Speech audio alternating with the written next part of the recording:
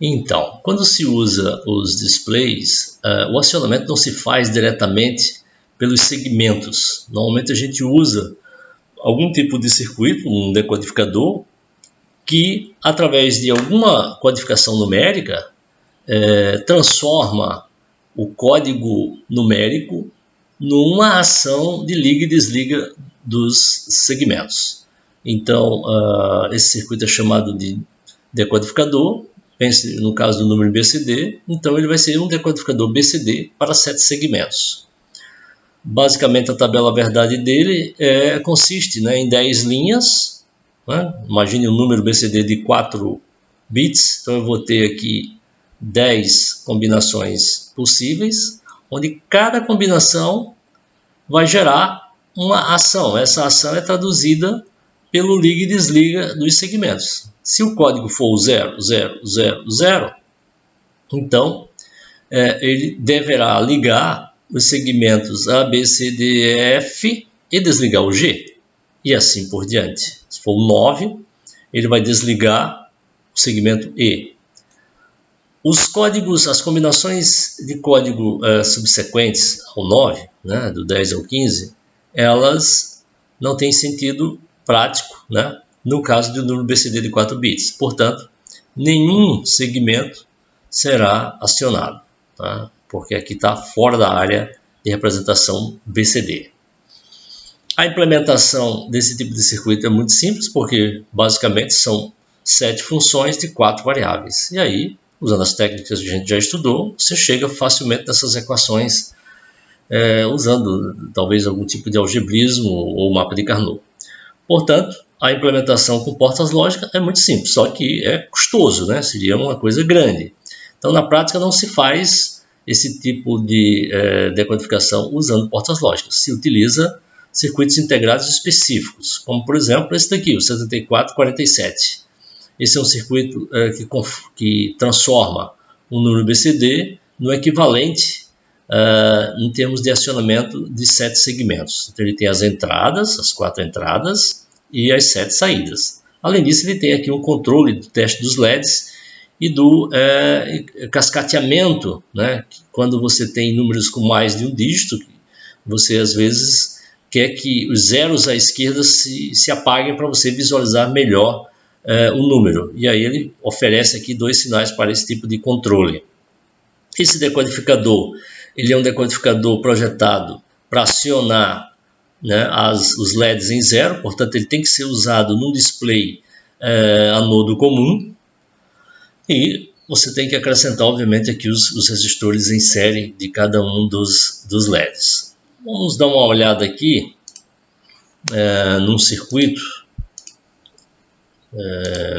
Vamos pegar aqui um circuito que tenha um só display, para a gente ter uma noção. Então aqui eu tenho um simulador de protoboard, onde eu tenho aqui um decodificador 7447. Eu estou ligando a ele um conjunto de chaves para simular as entradas. Essas chaves, quando estão embaixo, significa 0. Quando elas estão para cima, significa VCC. Além disso, eu estou usando aqui um conjunto de LEDs. Na verdade, estou usando apenas um LED, que é acionado em nível lógico 1. Essa figurinha aqui mostra bem. Nível lógico 1 vai vir aqui no anodo, sai para o cátodo, que vai para o terra. E tenho também aqui um display. Nesse caso aqui, um display com os anodos comuns em VCC. Portanto, eu aciono ele em 0, compatível com o decodificador que a gente está estudando. Então, todas as saídas dele eu já ligo direto no próprio display. Nesse caso aqui, suponha que você já tenha as resistências internas aqui, por isso que não foram colocadas. Quando eu ligar esse módulo, todos os displays aqui acendem, porque, conforme eu falei aqui, existe uma entrada que é o LED test. Então ele está acionado em 0, e está testando os LEDs para ver se tem algum LED queimado, algum defeito. Se eu não quiser essa funcionalidade, eu simplesmente aperto aqui, levando o nível lógico 1 para esse sinal.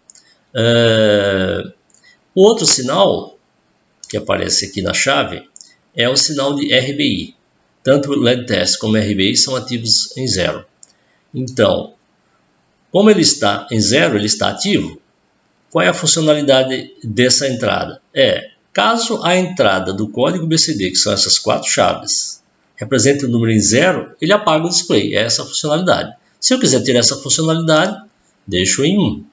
Então, ele sempre vai aparecer no display o número BCD que aqui esteja setado, né? Mesmo que seja o 0. Então, se eu puser o 1, apareceu o 1. Se eu puser o 3, apareceu o 3. Se eu voltar à funcionalidade, ele vai apagar o 0, né? E apenas o 0, quando ele estiver na entrada. Eu vou colocar agora a entrada sendo 0, ele vai apagar. Isso serve para quando você tem números com mais de um dígito, você tirar os zeros à esquerda. Daqui a pouco eu vou mostrar um exemplo disso. Vale enfatizar aqui também que tem uma saída, que é o RBO, que eu liguei nesse LED aqui. O RBO é um sinal de saída para exatamente permitir o cascateamento. E para que ele serve? Ele serve para indicar essa situação. No momento em que o display aparece um 0, né? Ou qualquer outro número, né? Ou seja, no momento em que o display não esteja apagado, esse sinal de RBO vai para 1. No momento em que o display se apaga na condição de 0, que aí eu tenho que habilitar no CI antes o RBI, ele sinaliza para um próximo nível que o display está apagado. Então, esse RBO é um sinal que vai ser usado para outros níveis, né? Ou seja, para outros displays formando números maiores. Então, a gente pode ver aqui um exemplo com 2 displays. Nesse caso, você vai ter que ter 2 decodificadores, sendo que o sinal do RBO desse, você vai ligar no RBI desse.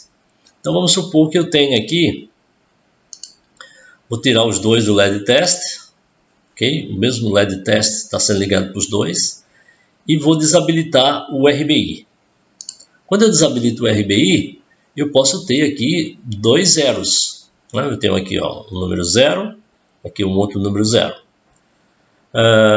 Se aqui o dígito menos significativo fosse, por exemplo, 4, e o mais significativo 0, e eu quisesse que esse 0 ficasse apagado para melhor visualização do número, eu teria que controlar o RBI desse.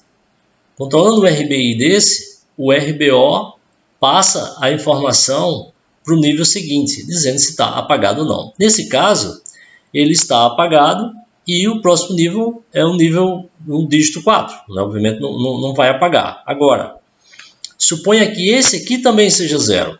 Se esse for 0, ele também pode apagar. Ou seja, ele está aí representando o número 0. Agora, e se fosse o 10? Né? Então aqui eu teria que ter 1, mas aqui eu não posso deixar apagado, porque aí seria um dígito à direita e não à esquerda. Então, se aqui eu tivesse um valor 1 ou 2, automaticamente o RBO vai passar essa informação para o próximo nível, dizendo, olha, você tem que acender mesmo que você esteja em 0, para o número poder ficar visível ao usuário. Tá? Então, é para isso que servem esses controles, e podem ser também vistos, né, através dessa tabela verdade aqui. Essa tabela verdade mostra o LED test, que tem que ficar em 1. Quando o LED test fica em 0, não importa os outros sinais, don't care, todos os LEDs são acesos. E também mostra a funcionalidade do RBI. Né? Quando o RBI é 0, e o dado de entrada é 0, ele reseta o RBO e desliga todos os displays.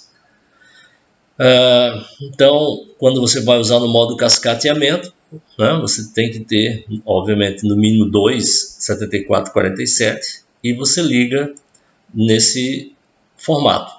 O mais significativo, a saída do RBO ligado no RBI do menos significativo, e assim por diante, se fosse